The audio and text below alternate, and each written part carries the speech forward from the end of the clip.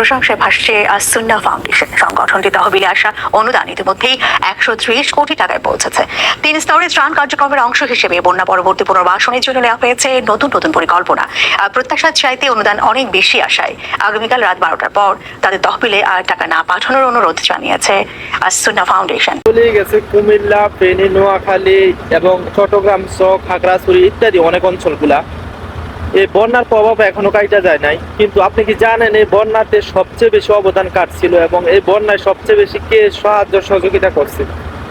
আমাদের দেশের যে গ্রাম অঞ্চলের মানুষগুলা যাদের ঘর বাড়ি সবকিছু নিয়ে গেছে, তাদেরকে সবচেয়ে বেশি সাহায্য সহযোগিতা দিয়ে তাদের পাশে সবচেয়ে বেশি কে দাঁড়াইছে? বাংলাদেশে একটি ইসলামিক ফাউন্ডেশন আছে যেটার নাম হলো আসুন্নাহ ফাউন্ডেশন।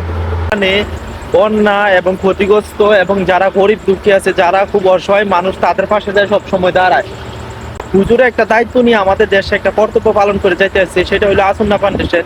এই বন্যায় গরিব দুঃখী এবং ক্ষতিগ্রস্ত মানুষের পাশে সবসময় ছিল এবং এখনো আছে। এখানের অনেক ভলান্টিয়ার এবং আসুন্নাহ ফাউন্ডেশন কাজ করে যাইতেছে।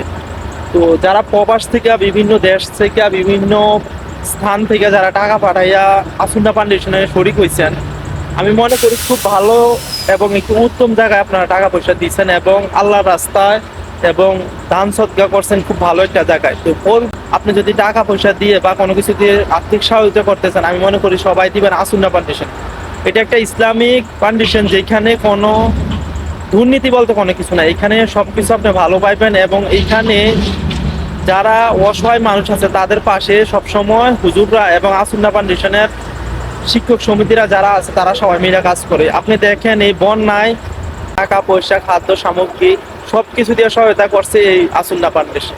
তো আমি হুজুরদেরকে ধন্যবাদ জানাই যারা এরকম একটা উদ্যোগ নিছে এবং যারা এই আসুন্নাহ ফাউন্ডেশন 2017 সালে প্রতিষ্ঠিত হয়েছে এবং এখনো পর্যন্ত আছে। গরিব দুঃখী, বন্যা এবং ঘর বাড়ি ইত্যাদি যাদের ক্ষতিগ্রস্ত, সবসময় এই আসুন্নাহ ফাউন্ডেশন সবার পাশে যায় দাঁড়ায়, সবসময় তাদের সবার সাথে থাকে। তো আমি অনেক আনন্দিত এবং আল্লাহ তাআলার কাছে সবসময় দোয়া করি যাতে আল্লাহ তাআলা যাতে আসুন্নাহ ফাউন্ডেশন একটা বড় একটা আরো এর চাইতে বড় একটা পর্যায়ে নিয়ে যায় এবং দেশ এবং জনগণের সেবা করতে পারে।